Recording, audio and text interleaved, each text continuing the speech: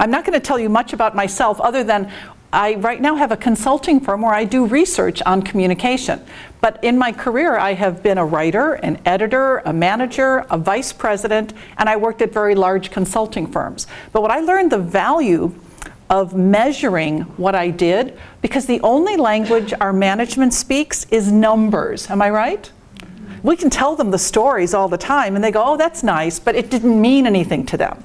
So what you're going to see a lot of are examples of when you measure something or even just do some research without numbers, how much more effective the communication can be. And the reason I fell in love with it and do it full time now is because not only was it good for my company, but it gave me promotions. And one time when the company was having layoffs of other vice presidents, I did not get laid off because my president knew that I had actually contributed to the bottom line. So this is why I'm so excited about this field of measurably effective communication. Just one thing about this that's not a degree, it's a certification. It comes from the International Association of Business Communicators. I've been a member since 1979. It means I'm accredited as a business communicator. Had to take a test to show a portfolio, so I'm very proud of that. I know there is a Lithuanian PR Communication Association here. How many people are members of that? Yeah, so it's like that there's chapters all over, but there's also an international connection. Communication with employees is not just nice to do, it actually drives the bottom line. This is more for your management. You know that communication makes a difference. There was a study done by the University of Michigan where they studied 34 companies over a 5-year period.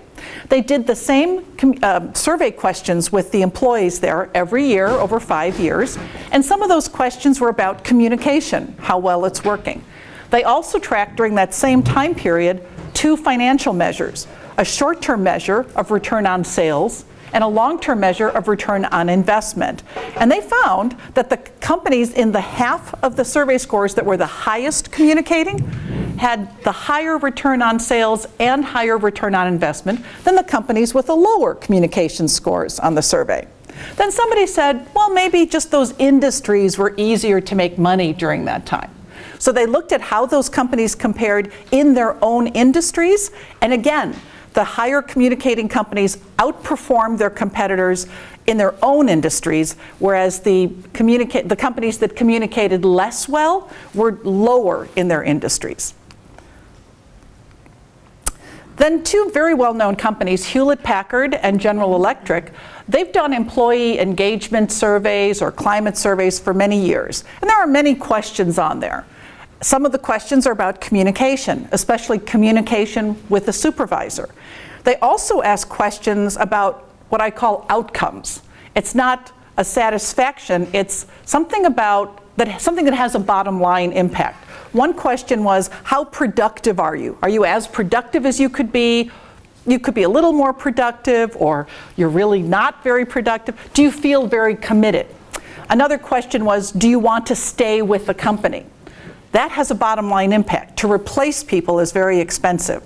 So what they found by doing some statistical analysis is that the people who were most productive and were most wanting to stay with the company had the strongest communication relationship with their supervisors.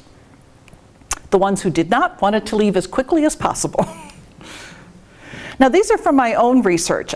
With one company, I was doing some employee communication survey questions at about the same time I was doing customer satisfaction survey work for them. So on this slide, you can see on a number of different measures here how well informed they were in 3 different times that we did this survey, between the first quarter of 2010 to the second quarter of 2011. You can see that they started out pretty low and went much higher on these different topics. When you focus, when you know where you're starting from, that you have only so many people feeling well informed, you can focus on it. And you could see that they really made a difference, going up more than 20 percentage points in just over a year. So that's nice.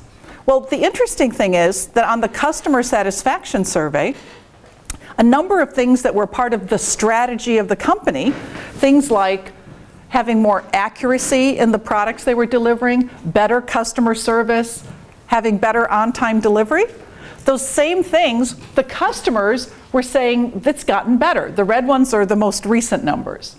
So you cannot prove that it's because communication about the strategy improved that the strategy results improved, but it's a correlation. So it's not necessarily cause and effect. Now I have another correlation that's beyond coincidence. This is for a different company. This is a retail company, and they have different geographic regions, and they're numbered 1 through 13. So that's what these numbers are. It's region 1, region 2, region 3. The question here was, how well do you understand the company strategy? The best score was 74% of employees saying they understood the company strategy in region 1. The average was 64% for the whole company, and the worst score was in region 12, where only 55% said that they understood the strategy. So you can see how they've spread out. If you know anything about a bell curve, you can actually see there is a bell curve here of most people in the middle. So this was interesting, but we wanted to compare it with a business result. So very interesting. This area 1 that had the highest level of information on the strategy, magical coincidence, also had the highest profit margin of all 13 regions, by far. Also, another coincidence is that these 3 down here that had the lowest understanding of strategy, these 3 were in the bottom 5 of profitability. So we have a second coincidence. Now, with most management teams, they don't need absolute proof that something will make a difference. These managers here are desperate to improve their profitability. If they can say, well, if I can just explain the strategy better so my employees know what they could be doing differently, they'll try it. But we just have to connect the communication with some kind of business result. There's a study done by a large HR consulting firm called Towers Watson. They do this survey every 2 years. They survey companies on many aspects of how they manage the company, including communication. And they also ask them how they compare against their competitors in their own industries. So they do some correlations here. And they found that the companies that are more effective at internal communication outperform their competition by 1.7 times. So if you need to convince management that communicating with employees is something that they must do to succeed better, these kinds of numbers might help. So now from the communication perspective, once we've convinced executives that they need us, I think we need to plan communication perhaps a little differently than we normally do in order to make sure that the communication does result in the bottom line. When I started doing communication, I thought I was being very strategic because I started with the company strategy and I developed my communication plan to tell employees about the strategy. I thought that was strategic communication, not just who got promoted, who had a baby, what the bowling scores were for the company team. I thought talking about the strategy was strategic. Okay, it's probably a little strategic, but I wasn't necessarily contributing to achieving the strategy because I realized over time I was missing a few key steps before I developed my communication plan. So you still want to start with the organization's strategy and goals, but the first question we should clarify with management is, in order for that goal to be reached, for that strategy to be fulfilled, which people need to do something differently? Otherwise, it would already be happening. So we need to do the stakeholder analysis to identify in different types of jobs who needs to do what differently, or do more of it, or do less of it. The next question is, so why are they not doing it yet? And this is where we can do some research. We need to find out from those people, what would they need to know in order to change their behavior? But it's not just knowledge that changes behavior. How many of you are former smokers? You used to smoke and you quit, like me. I did that. Yeah? So you quit the same time I did. The day you learned the knowledge, it was bad for your health, right? No. Knowledge in this case had nothing to do with why we started or why we stopped. I mean, we always knew that knowledge. That alone didn't make us stop. It's attitudes. And this is something that makes most executives very nervous if you want to talk about feelings especially if you have engineers or scientists in your company. They just want to give people the facts and they'll figure it out. Well, if you want to change behavior, you need to address what's keeping people inside their hearts from doing what you'd like them to do. So once we do this research, now we know what are the right knowledge messages and the right attitude messages. So now when we develop our communication plan, it's much more likely to result in a better business outcome because we've identified what it would take to get people to do that behavior. Now, the other thing is, if our goals are just to improve awareness or understanding, those are good. But until it changes behavior, money doesn't happen. We don't make any more money, we don't save any money until behaviors change. As long as something just stays in people's heads or their hearts, nothing changes. It's when their hands and their feet start doing something differently that we create money for our organizations. So that's why it's really important to start our planning with behavior. And then at the end of this session, I'll talk about how we can even calculate return on investment for communication based on the behavior change. This is another piece of information from that Towers-Watson study that they did. One of the questions is, at what point do companies involve their communication people in a change program? So I have a question for you first. How many of you do employee communication as your full-time job? Okay, so not very many. How many of you do something else most of the time and you're asked to also do some communication with employees? More, okay. And that is the way it used to be in the United States for almost every company until about the 1970s. And when quality circles from Japan became very big in the United States is when we started having more full-time employee communicators because management saw that that could help their bottom line. It's just been hitting Europe in this last decade, in the 2000-somethings, where more people are doing full-time employee communication.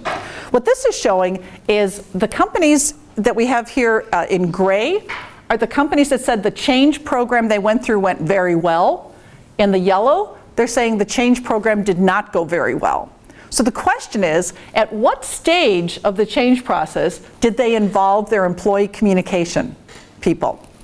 So the companies that do better, the ones here in this lilac color, were involved at much earlier stages of the change process. The ones that were lower in success in having a change project go well involved the communicators later and later and later in the change process. So if you're feeling that they always call you in too late, they've made all their decisions and now they say, here's the information, make it sound good. Put nice colors in the PowerPoint for me. That's too late for you to really make a difference. You could use this chart to show that involving you earlier in the process is much more likely to result in a successful change. Now, I also have done some studies looking at my database. I've looked at the companies that did not have a full-time employee communicator when I did the first research for them. Sometimes they hire me to do an assessment of what they should be doing. More often, though, I'm doing research with companies that have done a lot of communication and they just want to measure what's working, what they might change. But I started putting those different companies into two categories. One was the companies that did not yet have a full-time employee communicator and the ones that did. Look at the difference and how well-informed company employees were on all of these different topics. If they had a full-time employee communicator, these dark solid blue lines, they were much better informed than if there was only a part-time internal communicator. Very dramatic. Now, again, you could say it's a coincidence. Yeah, the third one. It could be yet another coincidence. Yes, we're going to have so many coincidences, they're going to have to finally understand it's not a coincidence. What I looked at were these companies where they started out without a full-time employee communicator, and we did research for them in following years, and we tracked how well did people understand different topics once they had a full-time employee communication function. So here, the different companies were asking different questions. So these are 4 different topics that they asked over this different time period. And in each case, wherever they started out in the first year, they got much higher on every one of these different topics that they were asking about. So again, when you put resources towards something, you can get a different outcome. So I keep mentioning research. How can we use research? We don't always have to do a big survey, although the one that Ugnas talked about will be the least expensive survey anyone has ever seen for 2 reasons. One, because we'll have many companies involved, but one, because it's something I just want to also do for the country. So my little way of giving back. How many of you have ever heard of a man named Roger Dupree? He's an American. Anyone? He writes relatively short books on employee communication, and I would suggest getting them. He is my guru. When I was first in communication, I went to some of his speeches, and he helped me see employee communication in a very different way. One of the things he says is if you want people to do something differently, if you want them to get engaged in their jobs, engaged in their companies, you need to have several different questions answered for them in series before they say, how can I help? And the questions are, first, what is my job? Second, how am I doing? Third is, does anybody care? And then they can go a little bit wider out. So how is my unit doing? Where are we going? And only when those questions are all answered, then finally they'll say, okay, so how can I help? How can I change what I'm doing so that my whole organization succeeds? So that's an important hierarchy. Now, research can be done very simply. It can be done more thoroughly. But the first time I did research, I was just an editor of an employee publication. On my first day at work, they announced they're building a new production facility. This is a newspaper company, changing the technology, moving people into a bad neighborhood, high crime, bad transportation, no restaurants.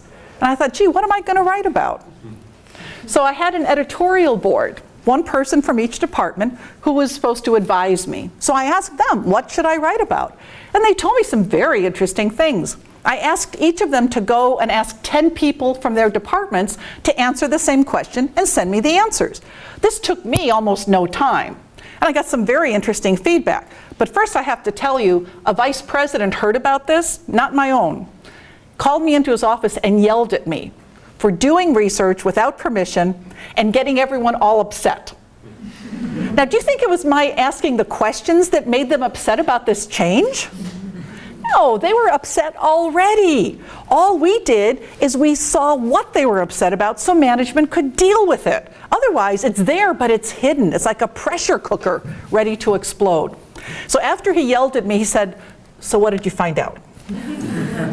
And one interesting thing I learned is that there was a problem they did not know about, and it was the lockers and the showers. People said, in this beautiful new building, are we going to have more showers to get the ink and paper dust off of us at the end of the day? Well, we have bigger lockers, because right now our clothes get wrinkled when we put them in these small lockers. So what do you think? What do you think the vice president told me? Were there more showers and bigger lockers on the blueprints for the new plant? No, management didn't know there was a problem. So you can imagine, you're changing people's lives and their jobs and giving them the same old problems they had before. But by talking about this, they realized that in some day not too far in the future, they might even have female production employees, that they probably needed 2 locker rooms, one for men and one for women. So by doing this early research, we fostered a discussion that prevented spending lots and lots of money rebuilding the shower rooms, the locker rooms, 5 years down the road. So this didn't cost any money, but it got me involved in the whole committee that was planning the change. So you don't have to wait to be invited to those decision-making tables. If you bring them information that they don't yet know, but they need to know, that can get you involved much earlier in a change process. Another thing that's very easy to do is to pre-test something. If you're planning on sending something out, an email, a brochure, a relaunched website, Pre-test it with some people. And you're going to learn all kinds of things that you should learn before you tell everyone. Otherwise, you have to send out corrections or follow-up questions and answers. We pre-tested an email about a major benefit change earlier in the day that it actually went out, and we changed 27 different things about this email, starting with the subject line and the first paragraph that most people otherwise would have deleted. So usually they would have gotten hundreds and hundreds of questions with any new announcement of a benefits change. In this one, they got 4. 4. So is there a bottom line impact to that? Absolutely. People aren't talking amongst themselves saying, what did that mean? They're not calling human resources. They're doing their jobs, and they got the message correctly the first time. Now, we can also do survey questions. We can ask people how interested they are in different subjects and how well informed they feel. And this is an example for a company that just announced a new strategy. But we also broke it out by segments, the executives versus everyone else. And so we could see that everyone was pretty interested in this new strategy. And they were not surprised that only 30% of employees thought they understood the strategy after one announcement. But they were shocked that only 50% of senior executives around the world understood it. This put a major change in their planned strategy. They first had to deal with the executives before they put them into meetings like this to explain the strategy. So when you have data like this and you make a recommendation to management, they're much more likely to listen to you than if you just say, well, my professional experience says. They go, yeah, and my position says. You never win. If you have data, you have a chance. Just because people feel well informed doesn't mean that they are. We can also ask questions that have right and wrong answers. This is an example of a company where they had a new CEO, and he wanted to double the value of the company. When we were doing focus groups with employees, everyone was aware of doubling the value of the company. If we stopped at awareness, we would think we had a major success going on. The problem was how they described the way they were supposed to make that happen was very different from what the CEO had said in an interview. So we put all of the possible options on the survey and said, what do you think? How is the company supposed to double its value in 5 years?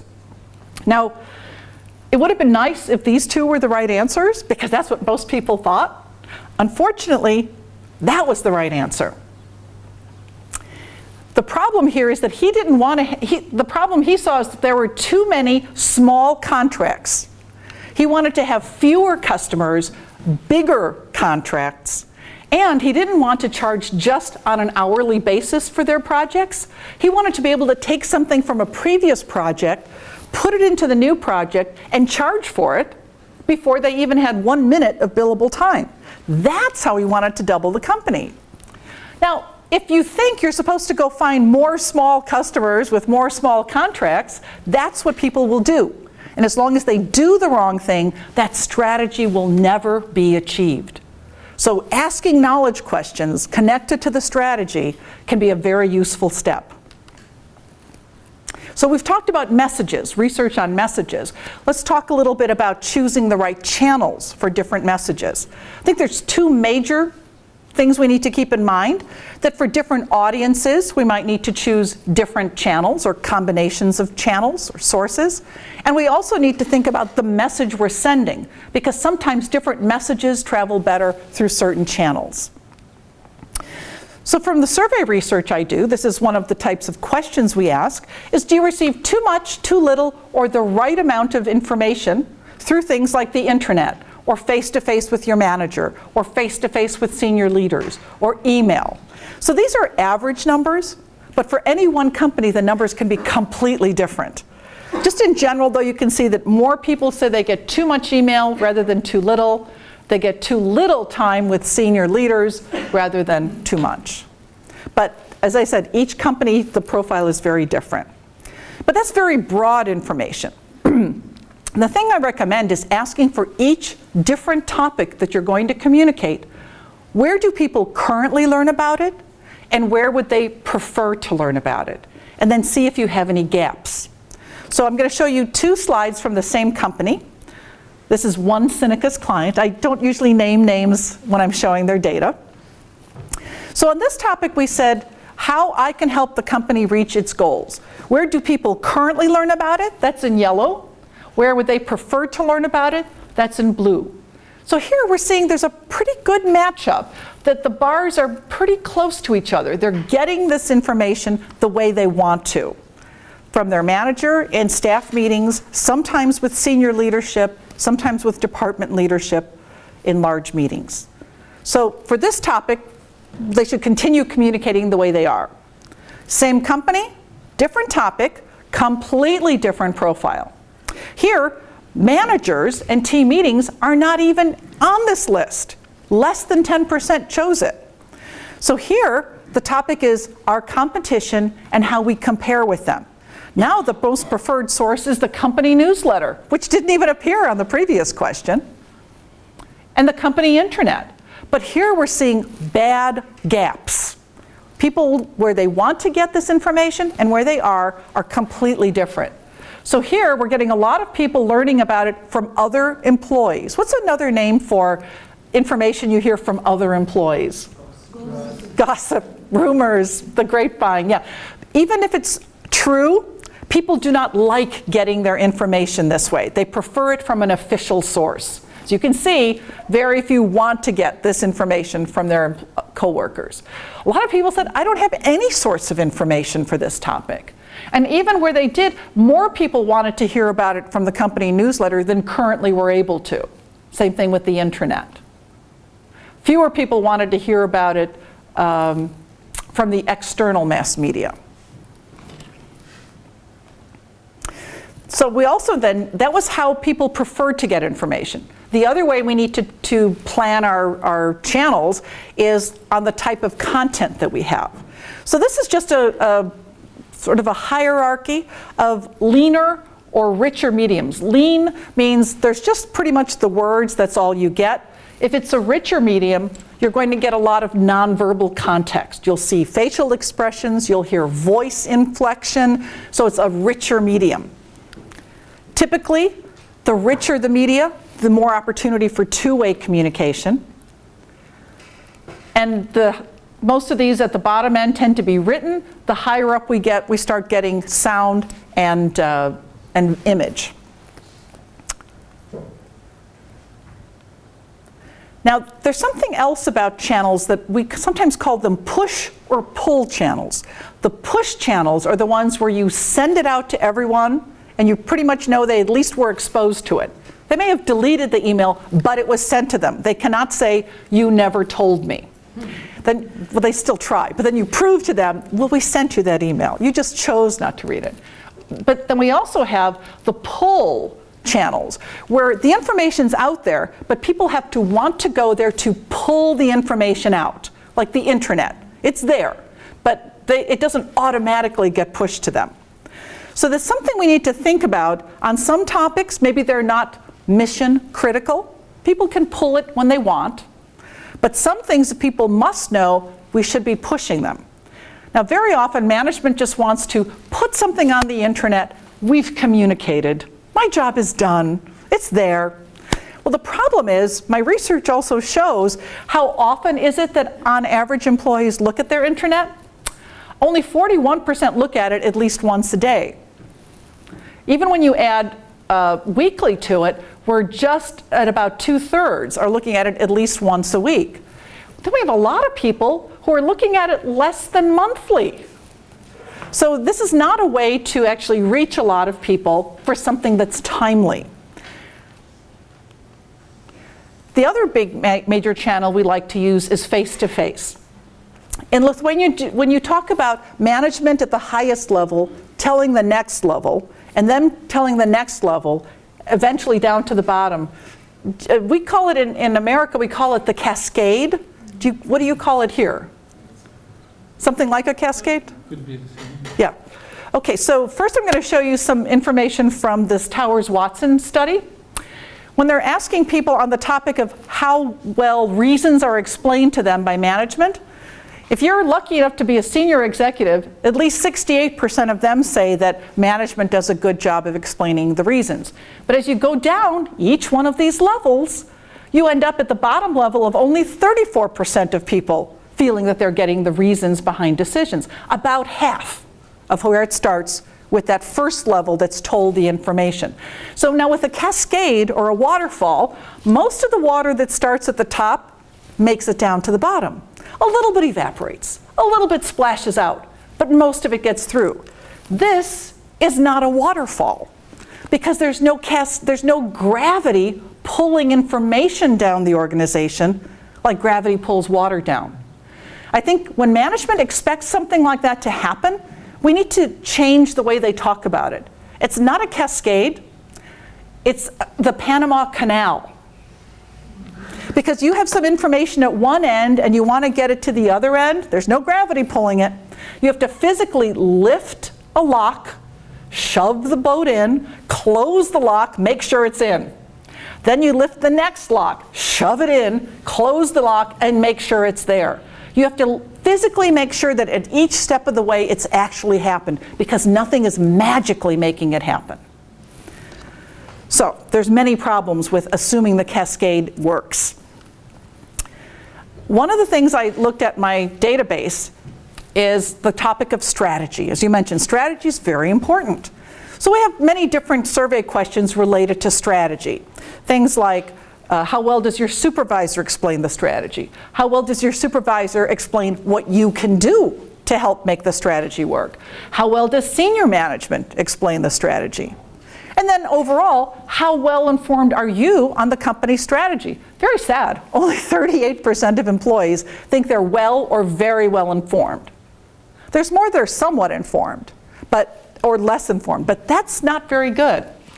And then how well informed are they on how they can contribute to the strategy? Typically it's more. People know what they can do for the company's success without necessarily knowing what the strategy is. So what I looked at was the 3 companies with the very highest scores on employees understanding the strategy. And I wanted to see what drives that. What could we do to make sure that our own organizations get those higher scores?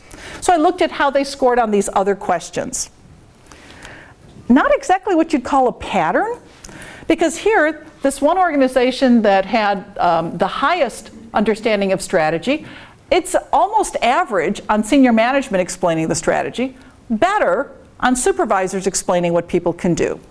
Okay, then we've got the second best one. Okay, they're way below average on senior management explaining the strategy, although supervisors are better at saying what you can do, but they're below average on explaining the strategy. So what I'm saying here is there is no pattern about successful communication of strategy looking at face-to-face.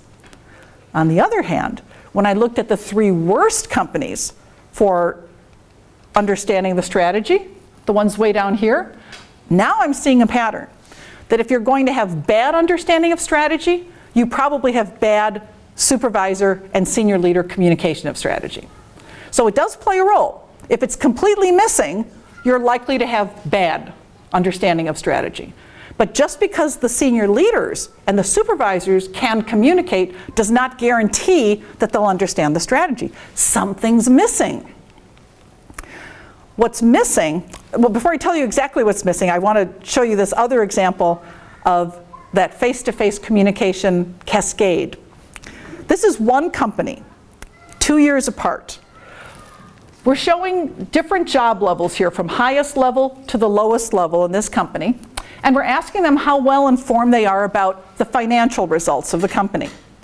So you can see that there is a drop-off, generally level by level, the first time we did this, from 71% to 41%. That's better than the Towers-Watson numbers, where it was only half. By the time I got to the bottom, it was only half of where it started. So that's pretty good. Then they had a brilliant idea in some senior management meeting. They said, we want to make leaders more responsible for communication. We're going to stop doing mass communication on some topics like financial results, and we're going to have them cascade it. Yes, that's what we'll do.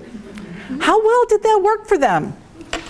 Not so much, because now, this second time we did it, The very top levels, they're at the same level. That first level of senior leaders were very good at communicating how we're doing financially. And it dropped off from there.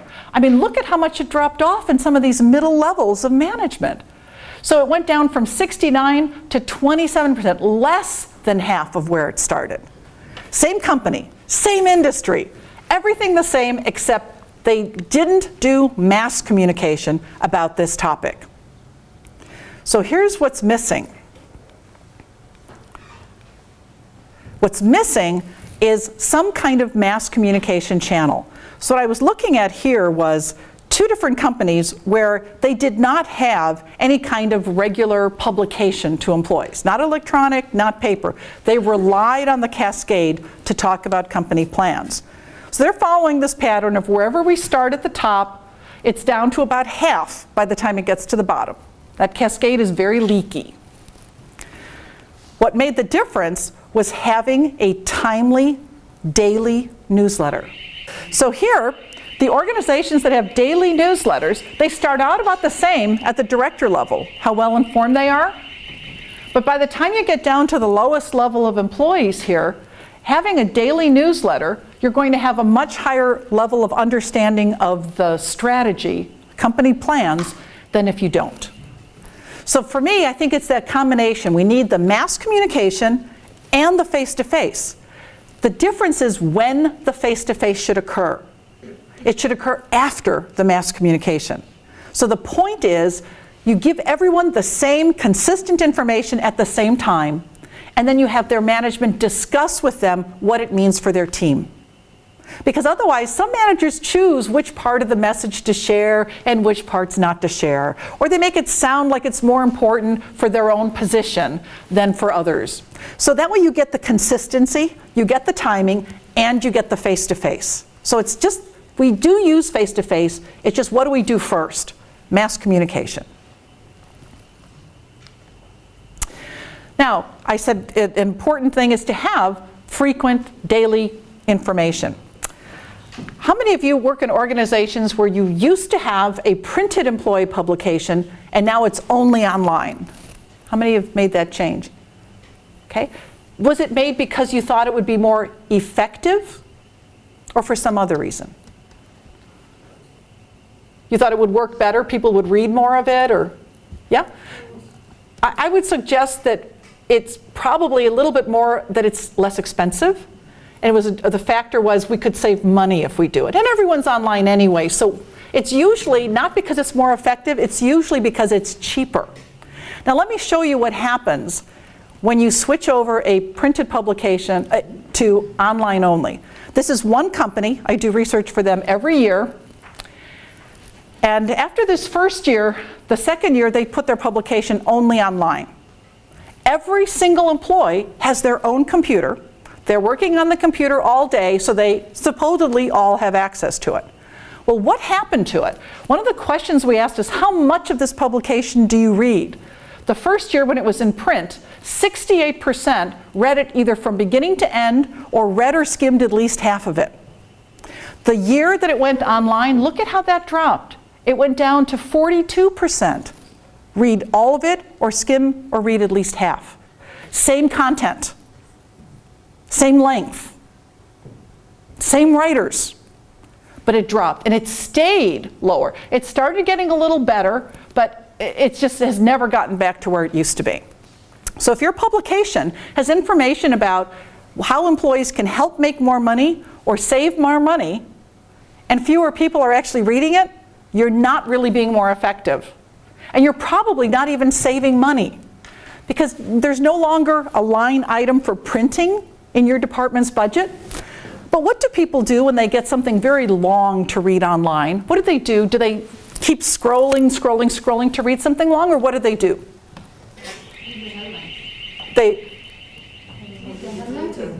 Yeah, they print it out. So now, when you started out with a publication that was printed 2 sides of the page on usually recycled paper with friendly, environmentally friendly soy-based inks. They're printing it out now at work on bond paper, on a color printer, on one side. I don't think the company has actually saved money, but they can't find a line item for it anymore. They just know that their paper costs have gone up and they're replacing more cartridges than they used to. So it's neither efficient for cost, it's not more environmentally friendly. I also suggest that if you want to get someone's attention these days, you give them a piece of paper because they don't get much anymore. That does get in front of their faces and gets them to focus on something. So this was a monthly magazine. This was not daily news. I think daily news can and should be online. But when it's something more thoughtful, more strategic, it's probably something that might deserve being available in print. Other aspects of this particular publication, we asked how many people do not have access to it. So here's the odd thing. When it was in paper, only 6% said they did not have access to it. It's online, on their computers. Twice as many are now saying they don't have access to it. So it's there. They don't know that they have access to it. So that's why when you're trying to see access, don't go to IT and say how many people have a logon or how many people have a password. That's not going to tell you anything. This should be 0, but it's 13%. Then when we ask the people who do have access, we first eliminate those 13%. We find out how useful the channel is. Well, that first year when it was in print, 60% said it was useful information they either need for their jobs or they want to have in order to be more effective. The year it went online, only 49% said that. Same content, same writers, same editorial content. It's just a different medium. And I know that somebody's done a study from my old university of people reading the same newspaper on the same day, either just online or still in paper. And they found that the people who read it online read fewer of the stories. They skip many things, whereas in paper, they might be tempted to read a little bit. And anything they do read, they read more of when it's in paper. And people learn differently. When they're clicking on one link to another, they don't remember information as well as they do when they read it in paper linearly, where they can't jump around.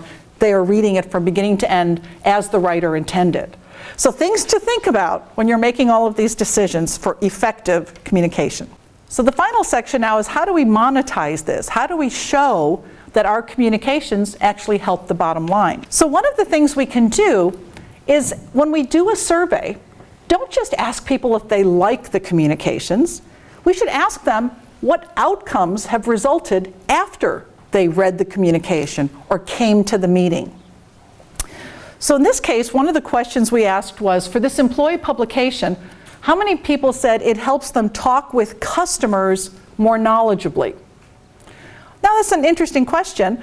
80% said reading the employee publication helped them talk with customers more knowledgeably. But this was a very useful question for my client because she was going through, her whole company was going through a cost savings phase. They were trying to save money. Every department had to cut 15% out of its budget. So she was using her survey data to decide where to cut. Based on some of these numbers, she decided not to cut anything out of the budget for the employee publication. So she's presenting her budget to the management team. And they said, you got your 15% out of your total budget, but why did you not take anything out of the publication? You could have skipped the August issue, everyone's on vacation, or take out 4 pages here and 4 pages there. And she said, well, we thought about that. But when we saw that 80% of employees said it helps them talk with customers, and actually for our sales force, 94% of our sales force said it helps them talk with customers more knowledgeably, we were afraid that by cutting out content, we might be reducing future revenue. She paused. But if you still think we should cut out some pages, they said, no, no, no, no, no. So this is the impact of asking outcome questions. What difference does it make that you're exposed to this communication? What difference in the way that you work, the way you contribute to this bottom line? Similar question we often ask about intranets. We ask outcomes from using the intranet. And these questions need to be tailored based on the purpose of your own intranet or the purpose of your own publication. But one of the questions we often ask is, to what extent has using the intranet or the portal helped you save time? We had one client where they had just switched over from a very static intranet to a very interactive SharePoint type of portal. So the question was not just how does using the intranet affect you, it was how did the change to this new portal affect you? So we had quite a large percentage of people who said that it helped them save time now, save administrative time. This was a consulting firm. So administrative time means time you cannot bill. Are there some consultants in the room here? Yeah? So this is a bad thing. You don't want to have too much administrative time. You want to be able to have time for doing billable work. So if you wanted to make a financial value to saving time, what would be a good follow-up question for 31% of the people said it helps them save time? What would be a good follow-up question? How much time? So that's exactly what we did. We asked them how much time, on average, per week is the new portal saving you? So we said from 1 to 15 minutes, 16 to 30, 31 to 60, or more than an hour. So the majority was something within 15 minutes a week. You don't think that's much. This company had 100,000 employees. Time is going to add up very fast here. So what we did is we took on average, for the people who chose 1 to 15 minutes, we said on average that's 7.5 minutes. Here, that's on average 22.5 minutes. So we took out our calculators and did some math. How many people said they were saving 7.5 minutes, 22.5 minutes? We add up all of that time and we multiply it times how many weeks they're actively at work. For this company, they had on average 3 weeks of vacation per year, so they're working 49 weeks a year. We multiplied that out and multiplied it by the average salary per week. And we ended up with over $5 million of saved productivity. Is that a surprising number? Just from how many people said they saved 1 to 15 minutes? So by asking the right questions, we can suddenly monetize what it is that we do. So how do we explain this to management? I said that they speak the numbers language at the very beginning. One of the things they like to talk about is a benefit to cost ratio. Now, how many of you went into communication so you did not have to take any more math courses? That was me, and here I am doing math. Okay, this is easy math. If you passed the 4th grade, you can do this. It's adding, subtracting, multiplying, and dividing. With a calculator, it's that easy. So benefit to cost ratio, it's a division.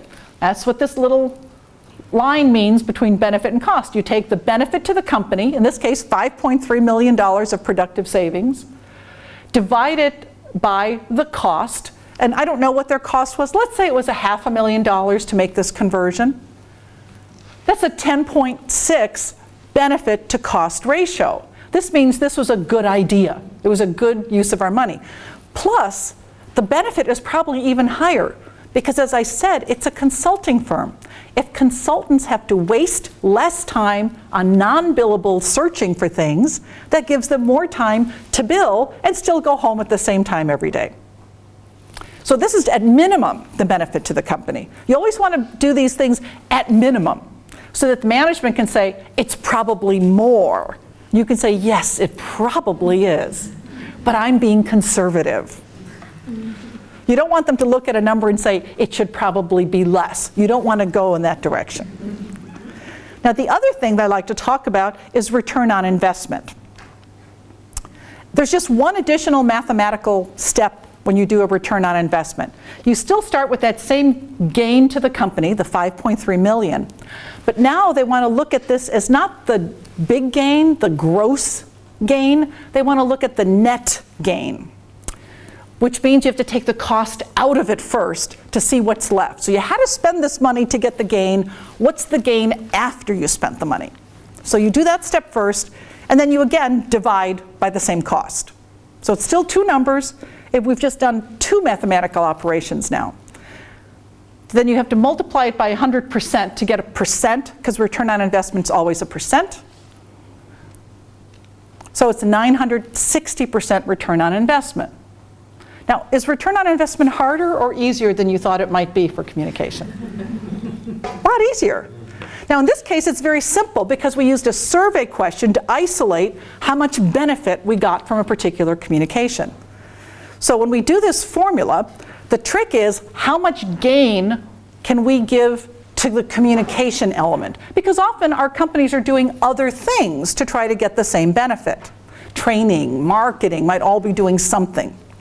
Or the economy has changed and that's done something. So to isolate the impact of what we did, we can use a survey question, as I did in that previous example. Or we can look at some other ways. For the next 2 bullets, I'm going to show you examples. But I just want to mention this last one because I don't have an example. If you have a campaign that includes multiple different steps, and you want people to do something online, like sign up for something or download something, and what I call an action step online, as you're putting different communications together to get them to that action page, use slightly different versions of that URL. So when you look at your computer usage statistics, you can see how many people came there from the emailed newsletter, how many came there from the discussion in social media, how many came there from the email you sent out. So it automatically can track that for you if you use different versions of the URL. It doesn't cost you anything, a tiny amount of computer space, which is like nothing. But you just have to think about it when you're planning the communication. And then you can see down the road, well, if we're getting so much more result from the email, maybe we shouldn't worry about it so much from the newsletter. So it helps you adjust what you're doing to get the most impact down the road. Now I'm going to talk about these other 2 examples of how to isolate the benefit from communication.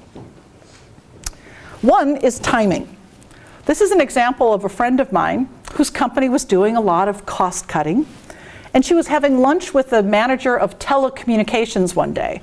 And he was complaining that he had sent out emails to employees to say, you know, before you make these long distance phone calls, just put in this little code, this special little code, and we can get a lower rate for long distance calls. And nobody's paying any attention to my emails. Sounds familiar? Someone from telecommunications or IT sends out an email and people just start deleting. So she took this on as a challenge. She had some fun with it. She got people together in a room and said, I'm going to time you. How quickly can you type in these 5 numbers? And she timed it. And then she came up with a clever way of remembering these 5 numbers. She made it an event. She made it attention-getting, humorous, but with the point of we can actually save the company money, so we've got more money for other things. It made a huge difference. And how do we know? That very next month, when that telecommunications manager got his bill, they had the same number of phone calls. They had the same average length of those long distance phone calls.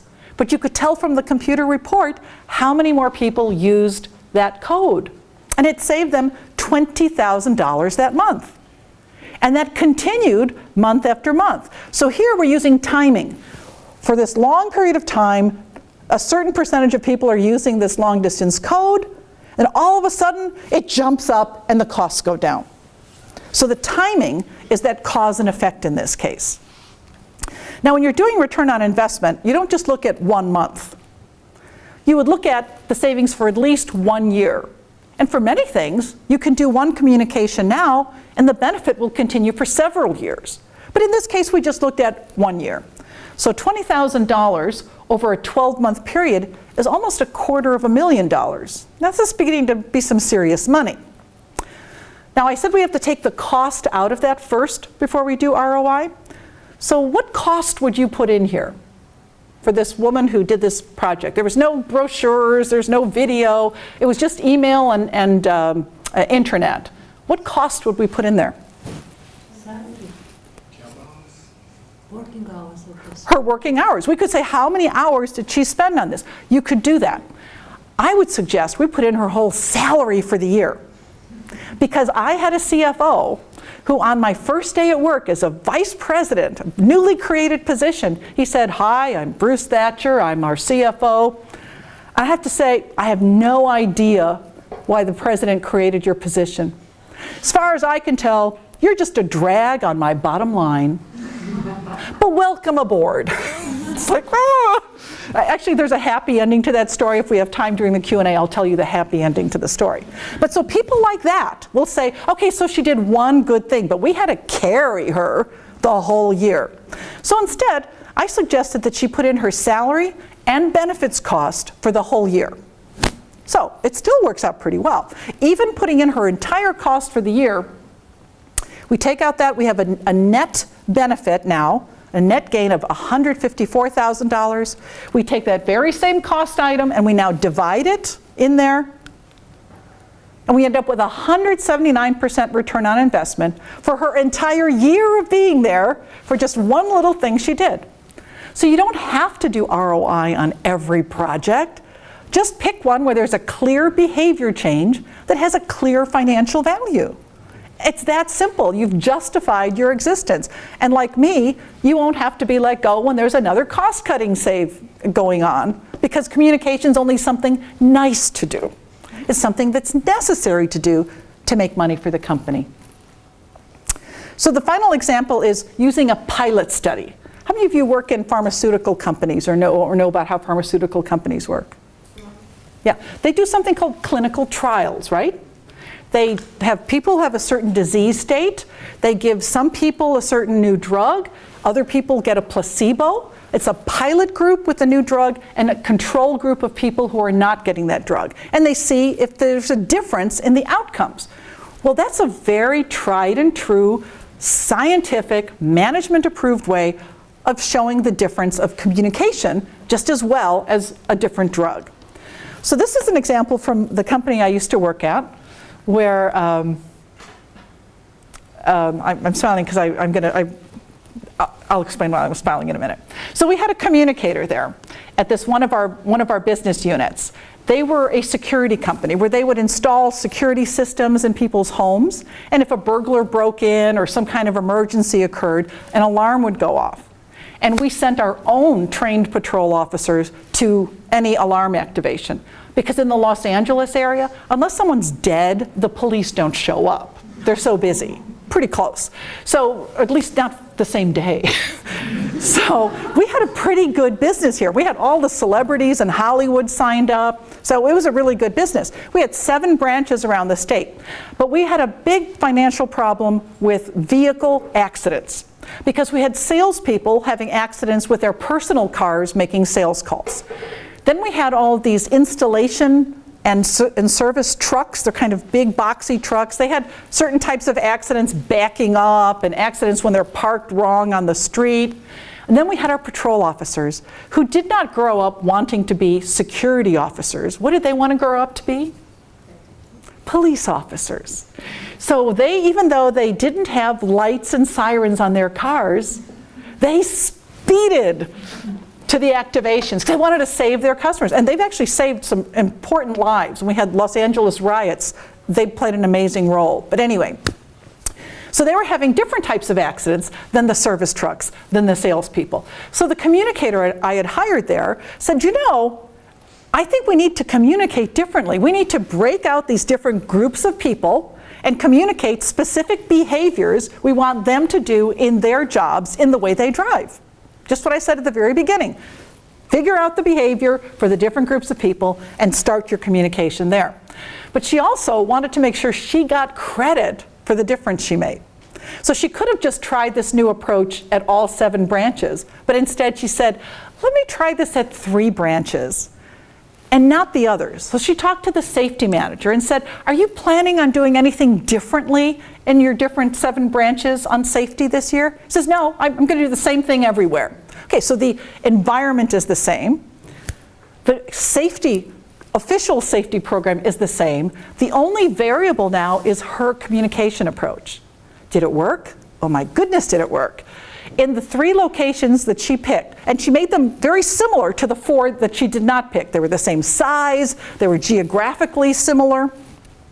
In those 3 places she worked with, accidents went down so much that our insurance premium was reduced by $1 million. This got the president's attention. And the reason I'm smiling is that the president at the time was the guy who used to be the CFO who told me I was a drag on his bottom line. So I will tell you the story right now of how this all turned out so nicely, is that the woman who came up with this program was getting married. And now Bruce shows up in my office again, only this time he is panicking. He says, Chris is getting married. What am I going to do? It's like, why is this a problem? Are you having an affair? I mean, what's going on? Just, how can I run my company without her? So that's a complete turnaround from drag on bottom line to cannot run my company without her, because she ran communication like any other business process. Not something nice to do. Yes, she did a newsletter. She did all the things we need to do, but she saw her role as helping the company succeed. She actually went on to get an MBA. It isn't even doing communication anymore, unfortunately. But she saw it as a business. So how did we get the return on investment on this? Well, let's start with that $1 million of insurance savings, because it only happened in the locations where she worked. The other ones had the same rate of accidents they ever had before. So we're going to put in her salary here as a starting point. Take that cost out. We have a net cost saving. Divide by her cost. And we have a huge return on investment. What's the problem when you see a number like that, if you're an executive? Yeah, it's too good to be true. And they're going to try to make it smaller. So you don't want to do this. You want to come up with a small number yourself, so they say it should be bigger. So what could we do to make this number smaller? The only cost I included here was her salary. What other costs were there when you're doing this face-to-face communication with employees? All those employees. Yeah, all the other employees' time, because while they're in those meetings, they're not out there selling or installing or responding. So let's say we added up all of their time in meetings and it became bigger than $1 million. That would make it a negative return on investment. That means we should not have done a safety communication campaign, right? What else can we do to this to still have a positive return? We're putting in more costs here. Are there any other ways the company saved money by having fewer accidents besides just their insurance policy? The cars themselves. You've got to have, if you're having accidents, you have to have extra cars. They're in the shop. Even with insurance, you still have to pay a deductible. So we've got the cars themselves. That's still a cost. We could put that in there. What else? When you have employees in accidents, what other costs do you have? Medical costs. So we could start throwing in more costs, but I would suggest add only those types of savings that give you a barely positive return on investment, like 100%. 200%, something like that. So when Bruce looks at those numbers, he'll say, well, you know, we also save money by having fewer extra cars or having fewer people work overtime. So they'll say it's probably even bigger, and we'll say, yes, it probably was. And plus, we're only doing this on a one-year basis. People are not going to start driving crazy again on January 1st. This is probably one of those examples where return on investment could be 2 or 3 years of a return. So in conclusion, make sure that you really identify for any communication, who are your stakeholders? Who are the people who need to do some kind of behavior differently? Because it'll be different for each different project you work on. In the safety example, it was people who drove different types of vehicles. Those were the different stakeholders. It wasn't management, not management, or union, not union, or age, or gender. It was the type of vehicle you drove. That's what made them different stakeholders. Make sure you're clear on what behavior needs to change. Then use some kind of research up front to make sure you've got the right communication messaging and channel choices in place, and then afterwards evaluate to see if the choices you made had that result that you wanted. And if not, make some minor adjustments. So it's that easy, right? So I do have a newsletter I put out every so often. It says monthly, but it's actually not. It's probably my lowest priority. But when it comes out, it's good.